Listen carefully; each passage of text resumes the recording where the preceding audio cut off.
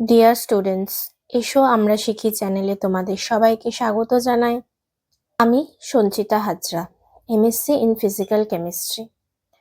তোমাদের ওয়েস্ট বেঙ্গল বোর্ডের অন্তর্গত বিভিন্ন ক্লাসের অঙ্ক, পরিবেশ, ভৌতবিজ্ঞান, ইংরাজি বিষয়ে পড়ার জন্য আমি সহযোগিতা করে থাকি।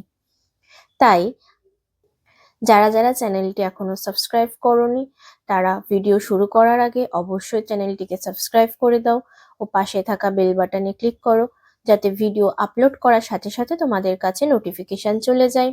ভিডিওটাকে কমপ্লিট করার পর অবশ্যই ভিডিওটাতে একটা লাইক করবে ও তোমাদের বন্ধুদের সাথে ভিডিওটা শেয়ার করে দিও, যাতে এই ভিডিওটা দেখে তারাও উপকৃত হতে পারে। তো চলো ভিডিও শুরু করা যাক।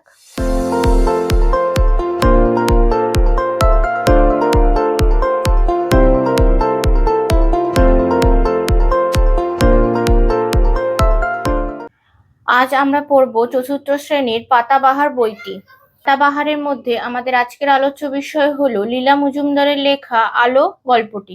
আশা করছি গল্পটা তোমাদের সবার পড়া হয়ে গেছে, তাই আমি সরাসরি চলে যাব প্রশ্ন উত্তরে।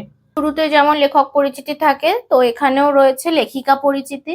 তো আমরা লীলা মজুমদারের সম্পর্কে যেটা লেখা রয়েছে সেটা পড়ে নেব। 1908 সালে জন্ম এবং 2007 সালে মারা যান। উপেন্দ্র কিশোর রায়চৌধুরীর ভ্রাতা এবং প্রখ্যাত লেখক প্রমোদারঞ্জন রায়ের কন্যা। লেখিকা ছোটদের জন্য প্রথম যে বইটি লেখেন তার নাম বদ্রীনাথের বড়ি। তার লেখা অন্যান্য উল্লেখযোগ্য বই হলদে পাখির পালক, চীনে লণ্ঠন, পাকদণ্ডী, প্রদীপিসির বর্মি বাক্স, মাকু ইত্যাদি। যে যে জায়গাগুলো দাগ দিয়েছে সেই জায়গাগুলো কিন্তু মুখস্থ করবে। লেখিকার অন্যান্য কয়েকটি উল্লেখযোগ্য নাটক হলো বকবক পালা, লঙ্কা দহন পালা। যুগ্ম সম্পাদক হিসাবে বহুদিন সন্দেশ পত্রিকা সম্পাদনার কাজ করেছেন। সাহিত্যে অবদানের জন্য তিনি রবীন্দ্র পুরস্কার এবং আনন্দ পুরস্কার পেয়েছিলেন। তার রচিত সাহিত্য সম্ভার শুধুমাত্র বাংলা নয়, বিশ্বের দরবারে সমাদৃত। এখান থেকে দুটো প্রশ্ন রয়েছে। লীলা মজুমদারের সম্পাদিত পত্রিকাটির নাম কি? সন্দেশ।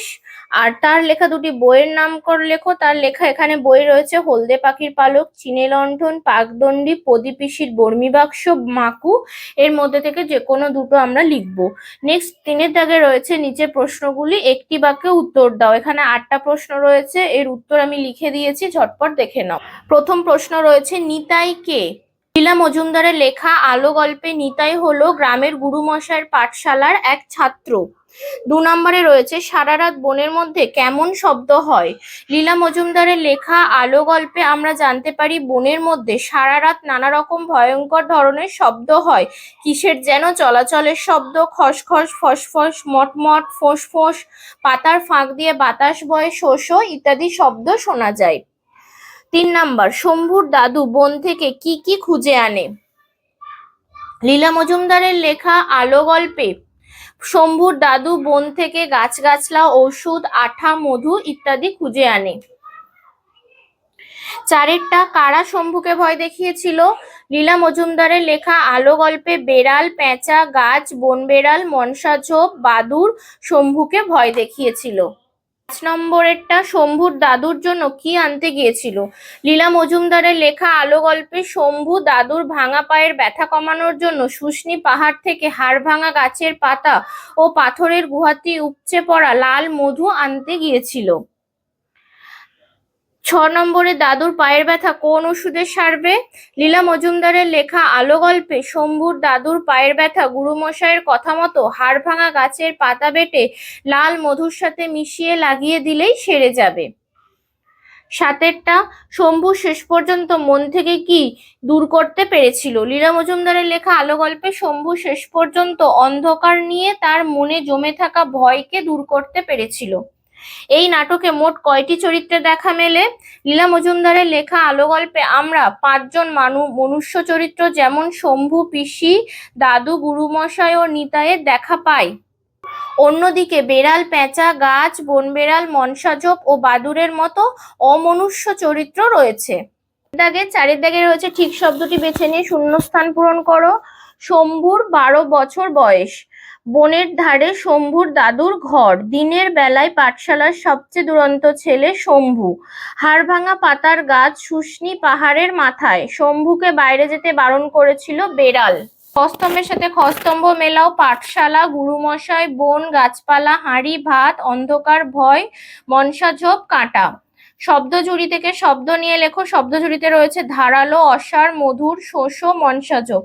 কি কি লিখেছি? পাতার ফাঁক দিয়ে বাতাস বয়, শোষো। বুড়ো দাদু অসার, অচেতন হয়ে পড়ে থাকে। হাতের তলায় মধুর শিশি খুঁজে পায়। দূরে দূরে খান কতক, মনসা ঝোপ। করাল, কঠিন, ধারালো, ভারী। আচ্ছা, এরপর শব্দার্থগুলো আমরা মুখস্থ করব। পল মানে পড়লো, ধল মানে ধরলো, অচেতন মানে অজ্ঞান, উসখুস মানে অস্থিরতার ভাব, হাট মানে গ্রামের বাজার যা প্রতিদিনের পরিবর্তে সপ্তাহে নির্দিষ্ট দিনে বসে, টৌকা মানে তালপাতা দিয়ে তৈরি টুপি, তাহলে হাট আর টৌকা এই দুটো মুখস্থ করতে হবে। লণ্ঠন, কাঁচ দিয়ে ঘেরা বাতি বিশেষ। হোঁচট মানে ঠোক্কর বা ধাক্কা, আস্তানা মুখস্থ করব, বাসস্থান। সোদা গন্ধ মানে ভিজে মাটির গন্ধ। আচ্ছা, নেক্সট আমরা পড়বো 7 দাগে একই অর্থের শব্দ পাঠ থেকে খুঁজে নিয়ে লেখো। বায়ু, শিক্ষক, অবিদ্যালয়, অজানা, শিলা, আঁকি। করেছি দেখো। হবে বাতাস, শিক্ষক, গুরু মহাশয়, বিদ্যালয়, পাঠশালা, অজানা মানে জানি না, শিলা, পাথর, আঁখি হবে চোখ। 8 দাগে রয়েছে বিপরীতার্থক শব্দ, লিখে তা দিয়ে বাক্য রচনা করো। আচ্ছা, প্রথমে বিপরীত শব্দগুলো লিখে দিয়েছি। গরম, ঠান্ডা, দুঃখ, সুখ, দুরন্ত, শান্ত, ভয়, নির্ভয়, বন্ধ, খোলা। সেখানে ঠান্ডা দিয়ে বাক্য রচনা হবে। শীতকালের আবহাওয়া ঠান্ডা হয়। সুখ, জীবনে দুঃখের পরেই সুখ আসে। শান্ত, রাজীব মোটেই শান্ত ছেলে নয়। নির্ভয়, শেষমেশ শম্ভু নির্ভয়ে জঙ্গল থেকে বাড়ি ফিরে এলো। খোলা, রাত্রিবেলা খোলা চুলে বাইরে বেরোনো উচিত নয়। নেক্সট 9 দাগে রয়েছে অল্প প্রাণ, মহাপ্রাণ, অঘোষ, সঘোষ। এগুলোর ডেফিনেশন আমরা জেনে গেলে এর ছকটা আমরা বুঝে যাব। তো আমরা ডেফিনেশন গুলো দেখে নিই। রয়েছে অঘোষ বর্ণ, দেখে নাও। মৃদুভাবে উচ্চারিত হয় বলে বর্গের প্রথম ও দ্বিতীয় বর্ণকে অঘোষ বর্ণ বলা হয়।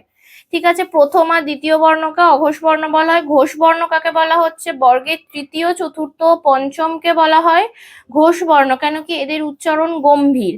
অল্প প্রাণ কোনগুলোকে বলছে? বর্গের প্রথম ও তৃতীয় বর্ণ উচ্চারণে শ্বাসবায়ু কম লাগে বলে এদের অল্প প্রাণ বলা হয়। উদাহরণগুলো দেখে নেবে। বর্গ বলতে দেখো, ক থেকে উ অব্দি একটা বর্গ, আবার চ থেকে ই অব্দি একটা বর্গ, এইভাবে বর্গগুলো তৈরি হয়েছে। তার প্রথম দ্বিতীয় কে আমরা বলছি অঘোষ বর্ণ, তৃতীয় চতুর্থ পঞ্চম গুলোকে আমরা বলছি ঘোষ বর্ণ। বর্গের প্রথম ও তৃতীয় হলে তাকে আমরা বলছি অল্প প্রাণ, আর দ্বিতীয় ও চতুর্থ হলে তাকে আমরা বলছি মহাপ্রাণ। এখানে পঞ্চমটাকে আমরা বাদ দিচ্ছি, অর্থাৎ উয়া, ই, মধ্যের ন, দন্তের ন, এইগুলো কিন্তু বাদ যাচ্ছে। ঠিক আছে, এই ডেফিনেশন গুলো দেখে নিলেই আমরা এই 9 দাগটা কিন্তু করে নিতে পারবো। নেক্সট 10 দাগে রয়েছে পাঠ থেকে ধর্নাত্মক শব্দগুলো খুঁজে নিয়ে তার একটা তালিকা করো।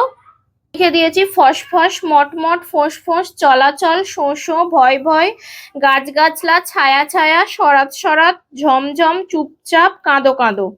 ঠিক আছে, নেক্সট 11 দাগে বলেছে বাক্য বাড়াও। আমি নেব, কি নেব? আমি মধু নেব। 11-2 দাদু অচেতন হয়েছেন কিভাবে? দাদু গাছ থেকে পড়ে গিয়ে জ্ঞান হারিয়ে অচেতন হয়েছেন। 11-3 চাল নিজে গিয়ে কিনে এনেছিল। কোথা থেকে? হাঁড়ির ভিতরে যে চাল আছে তা দাদু নিজে গিয়ে হাট থেকে কিনে এনেছিল। 4টা নাকে গন্ধ আসছে। কেমন গন্ধ? শুকনো মাটি বৃষ্টির জলে ভিজে সোদা গন্ধ নাকে আসছে। 5টা বনবেড়ালের দল মনসাচোপের আড়াল দিয়ে ফিরে যায়। কোথায়? বনবেড়ালের দল মনসাচোপের আড়াল দিয়ে নিজেদের আস্তানায় ফিরে যায়। 12টাতে বলেছে কর্তা, কর্ম, ক্রিয়া আলাদা করে লিখতে। বাক্য দেওয়া রয়েছে, আমি এটা করে দিয়েছি, দেখে নেবে। যদি কিছু অসুবিধা হয় কমেন্ট বক্সে অবশ্যই জানাবে। আচ্ছা, 13 দাগে রয়েছে 6 অমিল খুঁজে বের করা। এটা নিজেরা করে নেবে, আমি এই নিয়ে আর কিছু বলছি না। ঠিক আছে, আচ্ছা 12 দাগে কর্তা, কর্ম, ক্রিয়া এইগুলো বুঝতে যদি কিছু অসুবিধা অবশ্যই কমেন্ট বক্সে জানাবে, আমি সেটা ডিটেলস ভিডিও আপলোড করে দেব। আজকের পড়াটা এই অবধি, আমাদের এই চ্যাপ্টারটা শেষ হয়ে গেল। নেক্সট দিন আমরা নেক্সট চ্যাপ্টার নিয়ে আলোচনা করব। নেক্সট রয়েছে অ্যাডভেঞ্চার বর্ষায়, এই চ্যাপ্টারটা নিয়ে আলোচনা করব। ভিডিওটা ছেড়ে যাওয়ার আগে অবশ্যই ভিডিওটাতে একটা লাইক করবে, শেয়ার করবে ও চ্যানেলটিকে সাবস্ক্রাইব করে রাখবে।